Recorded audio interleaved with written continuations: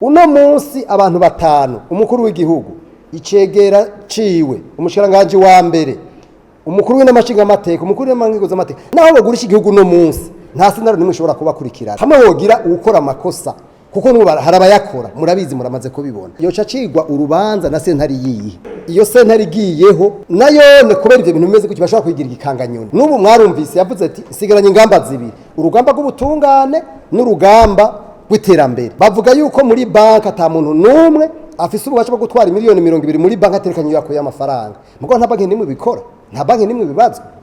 Murumva yuko nk'iryo tegeko riba rihari bikanganyoni. Inzu 155. Mwe mumva ivyo bintu ari ibintu bisanzwe. Mugabo mwarumvise n'urubanza rwashashe yuko byabaye nk'ibintu byo kuyeyembya. Ansira nta kaburimvo yavuze yuko iyo senta zofigiye kuko yo cihungabanya inzego. Ntabo muzi muri leta bagendera mu mahama, ivyo amamodoka bita mahama. Nabo muzi sentari dasanzwe yiyeho. Ubwa mbere ni ukubera ibwirizwa shingiro. Ubwa mbere kuko bivugwa mu ibwirizwa shingiro. Iyo sentari dasanzwe yiyeho ni ukuvuga ko tuba twubahirije ibwirizwa shingiro. Ico ni cyambere. Ubu uya hariho guhonyanga bidasanzwe ibwirizwa shingiro.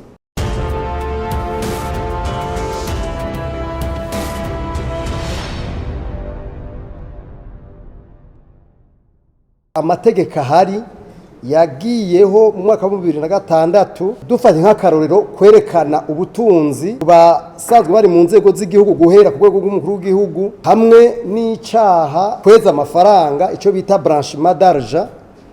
Kuva amategeko yagiyeho vyagaragaye neza yuko amategeko ingene akoze atayerekanye neza ko ivyo vyaha vyogwanywa n'ikimenyamenya nuko ata muntu numwe arahanwa cyangwa ngo abazwe ibijanye n'amatungo afise kubera amategeko nyene yubatse biragoye. Twatanze akarorero nk'iryo tegeko nk'ingingo ivuga ibyo gutunga bitagaragaye umuntu yakuye ubutunzi. Itegeko rivuga ko umucamanza ari wagomba kwerekana uyo muntu ingene yaronse amafaranga. Mugabo urumva wayaronse wenyene ntashobora kumubaza.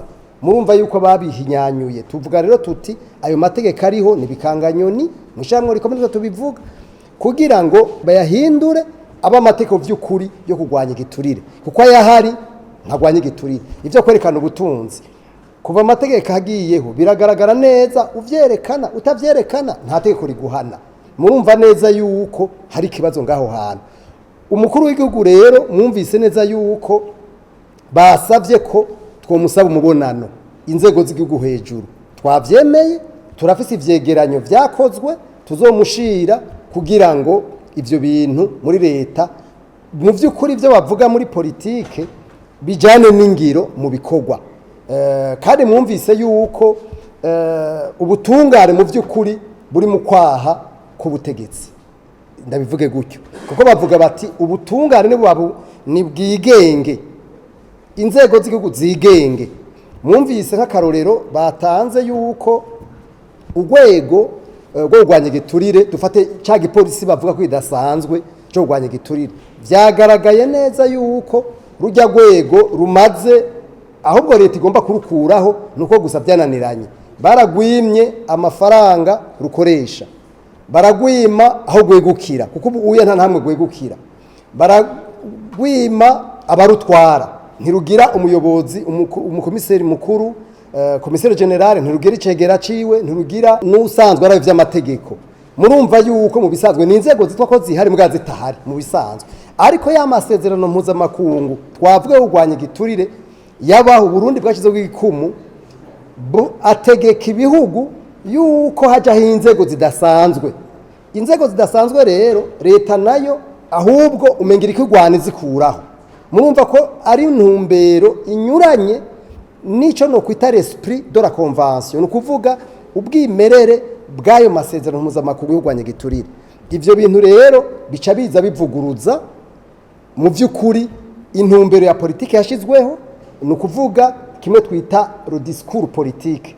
Ivyo rero bica biba ikibazo gikomeye. Ikintu cokogwa nuko muri leta bohindura itegeko rihari. Nibarihindure nivyo vyasabwe, nivyo n'umuhinga yavuze. Ibijye bise incoherence, no kuvuga ivyo bintu bivuguruzanya, ivyo bintu bidatumbereye neza muri leta niba bitumbereze. Kubitumbereza rero naho nuko bashiraho inzego zikora zo kurwanya ibiturire zidasanzwe atari bikanganyoni n'ubu turabisubiyemo kuko inzego zihari ni urikome bivuze kandi turabisubiye kandi tuzokome tubivuga igihe cyose hazoba hakiri inzego z'ibikanganyoni n'amategeko y'ibikanganyoni atacafasha nta gurwanya ibiturire bihari none nk'ubu mwosigura gute ko ndiko ndabivuga ukungene bavuga ngo kunyegeza ubutunzi murabaza amabanki ahari mwa kino gihe hari ingingo itegeko rivuga ivyo kweza amafaranga bavuga yuko muri banki ata muntu numwe afise ububasha bwo gutwara miliyoni 200 muri banki aterekanye yako y'amafaranga mugo nta banki nimwe bikora nta banki nimwe bibazwa murumva yuko nk'iryo tegeko riba rihari bikanganyoni bavuga yuko abantu bageye mu butegetsi cyangwa babuvuyemo bagomba kubanza kwerekana ubutunzi bwabo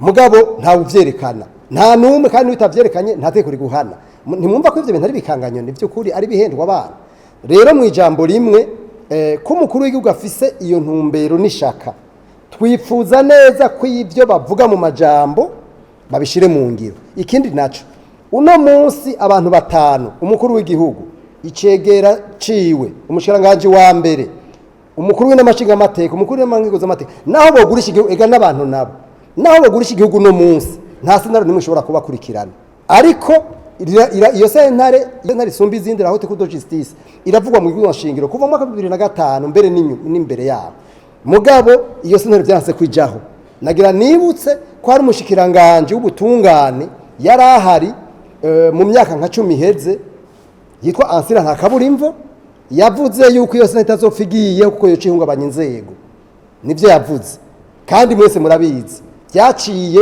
ku maradiyo none umuntu wo muri leta amaze kuvuga gutyo akavuga ibintu biri mu bwashingiro mwebwe numva ko bari ikibazo gihambaye cyane mu bisanzwe bari guca bamukura kuko ibwizwa shingiro n'ibwirizwa risumba yandi ivyo rero twebwe mwishiramwe rikome twagomba dusabe inzego z'igihugu zikurikize ubwa mbere amasezerano mpuzamakungu yashizwe ku leta y'u Burundi biciye ku mukuru w'igihugu yari ahari ico gihe biciye mu itegeko bitwa loi de ratification hanyuma kandi bashireho inzego atari bikanganyoni vy'ukuri zihana zihanukiriye kuko mwarumvise nk'akarorero umuntu afise inzu 155 mwe mumva ivyo bintu ari ibintu bisanzwe mugabo mwarumvise n'urubanza rwashashe yuko byabaye nk'ibintu byo kuyeyemvya byabaye ibintu byo kuyeyemvya twebwe niko tubibona twebwe tuvuga tuti rero mu ijambo rimwe imvugo y'umukuru w'igihugu ni nziza mugabo iracari imvugo tukeneye yuko iyo mvugo iba imvugo ijana mu vy'ukuri n'ingiro kuko baterekanye ubutunzi bwabo mumva bizogenda gute badahanye gutunga bitagaragara iyo bakuye ubutunzi ubu umuntu arashobora kuza muri leta nabo muzi muri leta bagendera mu mahama ivyo amamodoka bita mahama nabo muzi mu bisanzwe nki muri Amerika canke ahandi umuntu wese ari muri leta agendera mu modoka nziza agendera afise ibintu bidasiguritse arabibazwa mugatwe nta rumwe abibazwa twese turazi ko umuntu ari umusuma tukabimenya kandi yitwa ngo hari inzego nk'iyo service nationale de l'enseignement financier mwabonye ko hano yari yaserukiwe abo muri brigade anticorruption baserukiwe abo muri ya sentare bavuga ko idasanzwe yase baserukiwe mugabo nabo nivyo ntibashobora kubihakana kuko n'amategeko yanditswe ari ngaho twebwe rero twifuza yuko amategeko y'ibikanganyoni yovaho hakaja amategeko y'ukuri ahana nababwiye mu masezerano mpuzamakungu n'amasezerano dasanzwe ubu ahubwo nagira ndababwira yuko amakungu ariko arasaba yuko haba sentare idasanzwe ku isi la cour pénale le tribunal pénal international anticorruption hari ibihugu byinshi bimaze kubisaba bariko baranavyiga kubera basanze ari amacrime organize akogwa mugabo adahanwa ubu kuba tabizi ivyaha byo kugwanya ibiturire ubu ku isi bavyita de crime organize les crimes économiques urumva n'amacrime ikintu kimaze kwitwa crime rero ku rwego mpuzamahanga ruca rugira sentare ibiraba ubu rero amakunga ariko aravyiga ariko arabisuzuma kugira ngo barabe ko ivyo bintu byohanwa nico gituma ibihugu bisuzumwa uburundi rero buramaze gusuzumwa kabiri mugabo nagira ndababwire kandi ndavyature neruye uburundi bwaciye bunyegeza kuva mu mwaka wa 2020 bwasuzumwe mu mwaka wa 2019 mu mwaka wa 2020 igihugu murazi ko nations nikorana n'ibihugu mu bisanzwe icegeranya igihugu kitacemeje ngo gisohoke ntigisohoka. Uburundi rero babahaye ico cigega bwace bukinyegeza, none munsi byaranse ko gisohoka kiri surambarugo ico cegeranyo ca kabiri. Ivyo rero navyone ni rakini ikomeye cyane, ico cegeranyo kidasohotse ibintu ntibibandanye. Nk'ubu Burundi hari inama izobigira 10 yo gusuzuma ingene ibihugu biriko birashira mu ngiro amasezerano. Ico cegeranyo Uburundi bazovuga yuko kuko ishyirahamwe rikomeye ryaragize ico bita raporo parallele. Iyo raporo niyo tuzoje dushira umukuru w'igihugu abone yuko ahubwo n'icegeranyo cyakozwe na Nations Unies, mwumvise yuko cyakozwe na Nations Unies ifadikanije na Cameroon na Allemagne. Mugabe ico cegeranyo bace bakinyegeza muri leta n'ubu w'ico kirango kiranyegejwe ko nira kirasohoka. Mugabe icambere cyakozwe na Egypte na Venezuela n'abahinga ba Nations Unies cara kiri ku mugaragaro. Mugabo ivyo vyose turiko turavuga vyaravuzwemwo, nta muntu numwe yigeze bishira mu ngiro muri leta, kubera ubushiranganje bwahora bibikurikirana bwarafuswe. Nibujya bushiranganje bw'intwari bereye. Twavuze yuko Uburundi ubugiye bushiranganje bukihari bwahora buserukirwa ku rwego hejuru n'inzego z'igihugu, abashiranganje babiri canke batatu n'abaserukira Uburundi aho hantu, kandi ni inama ikomeye ko nabavuze ko ari inama ifata amaresolution ingingo.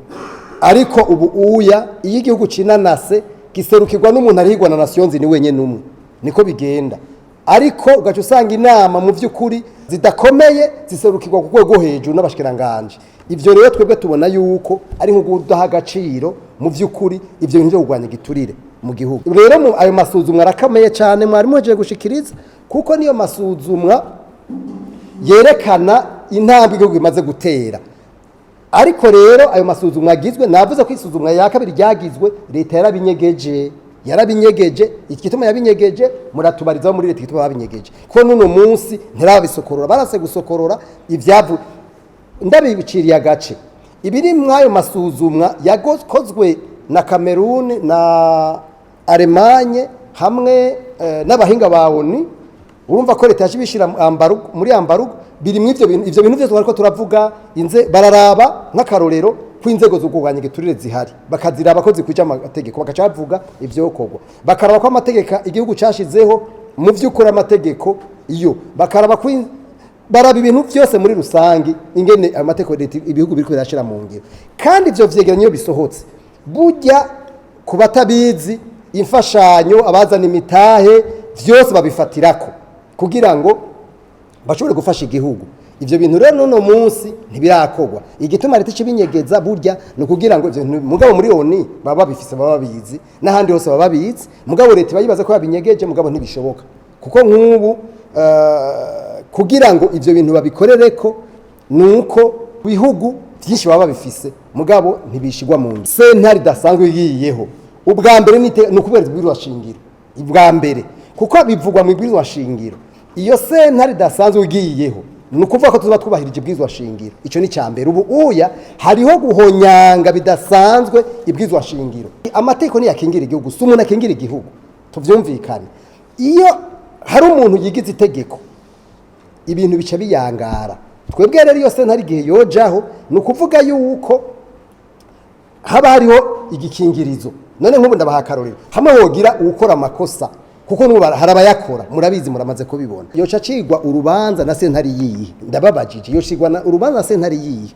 Rero kubona iyo sentare idasanzwe itahari ni kibazo gikomeye cyane, ni n'ikimenyetso cerekana yuko ibintu by'intwari bereye mu Burundi bivugwa mu majambo mugabo mu bikorwa bidashoboka. Ikindi cyaka mwumvuze iyo sentare uno munsi igituma abategetsi abasuku batwara igihugu baterekana ubutunzi nuko bazi ko atasentare nimwe ishobora kubahana.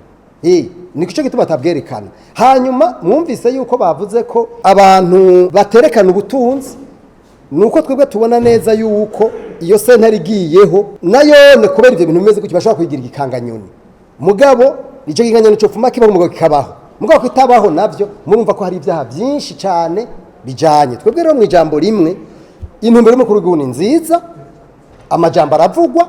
N'ubu mwarumvise yavuze ati sigaranye ingamba zibiri, urugamba rw'ubutungane n'urugamba rw'iterambere.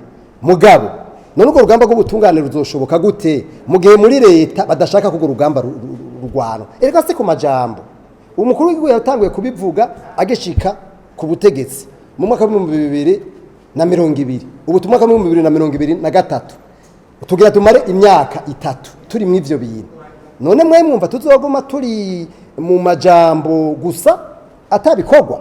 Ibikorwa rero twebwe dushaka kuvuga nuko tubona yuko hariho amajambo avugwa agaca herekezwa n'ibikorwa bigaragara, kandi ibikorwa bigaragara suko wafunze umuntu hari kuva ndavyibutse umukuru w'igihugu yarahari mu mwaka wa 2006 yaravuze ikintu bita la tolerance zero, kwihanganira kugera ku busa byo kugwanya igiturire.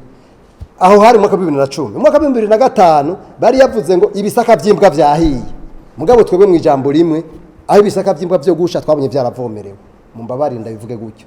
Twipfuza rero yuko ivyo bintu twavuze bijanye n'uko amategeko ahari atariyo bishigwa mu ngiro kugira ngo twese twumve ko mu vy'ukuri ya ntumbero yuko Burundi bwa bwifashe mu mwaka wa 2040 iri kwiraja mu ntumbero. Mugabo nagenda babwire igihe ibintu bijanye no gwanya igiturire mu Burundi bihereye mu mareforme, no kuvuga nk'iyi cadre legal, no kuvuga aya mategeko ahari babe bigaragare ko hariho reforme. Nk'ubu dukeneye kumva ko mu bwavuga ati ubu rero abantu bose berekana ubutunzi bwabo, barabivuze kabiri gatatu, mugabo mwaje mumvise yuko baciye nyamba basoma barabakanze, nyamba vyagenze gute sinzi ngene vyagenze, mugabo umukuru w'igihugu yarabivuze mu nyuma arabirotira.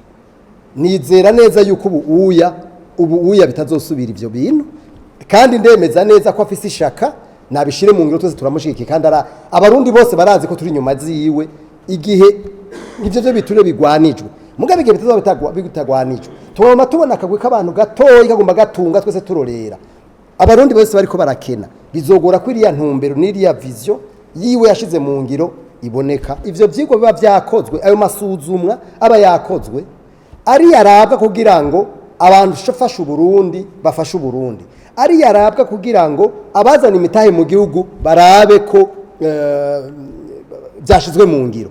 Igihugu rero nk'Uburundi kiramutse giciye kinyegeza ivyo vyegeranyo, ndababwije ukuri gufashwa Uburundi biragora cyane.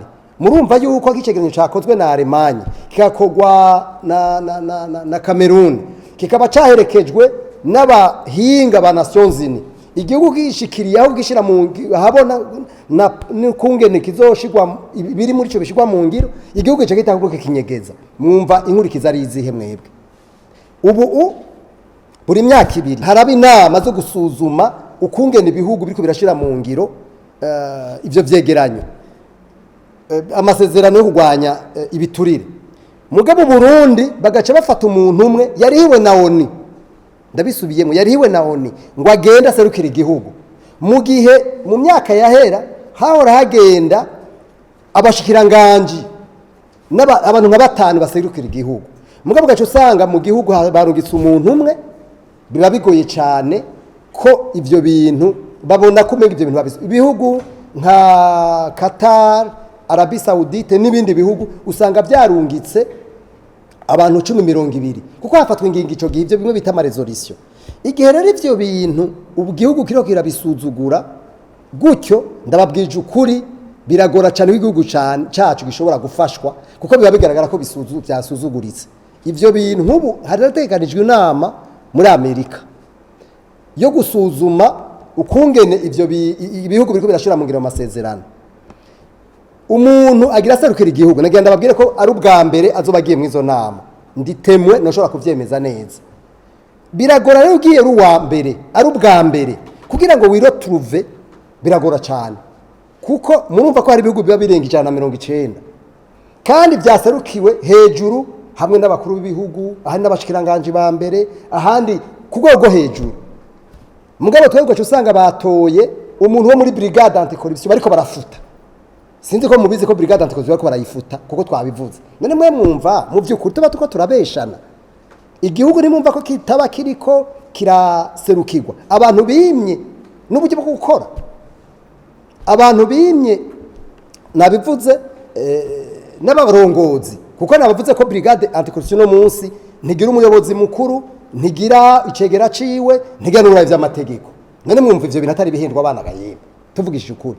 Bagaca batora umuntu aza gusa, simvuze ngo uyo muntu abishoboye, mugabo biba bigaragara neza yuko ivyo bintu atakibanza babihaye. Haheze imyaka 2 uwari yaserukiye Uburundi mw'iyo nama yavuye mu biro vy'umushikiranganje wa mbere. Uyo muntu ntiyarazi, nagenda babwire ko n'imodoka yari yategekanijwe ico gitege kuko haba hari imodoka zategekanijwe igihugu kubera n'amadelegation abakomeye. Iyo modoka yarabuze uwigenderamwo, yagendewemo n'userukira Oricom, niwe baciye bayiha. None mwe mwumva ivyo bintu atari ibintu bidasiguritse na gato. Umuntu aserukira igihugu agaza guhabwa lift na Oricom, sivyo? Ivyo biba vyerekana neza ko ivyo bintu bataba bumva ivyo ari byo n'akamaro k'iyo nama n'ingingo zifatirwamwo.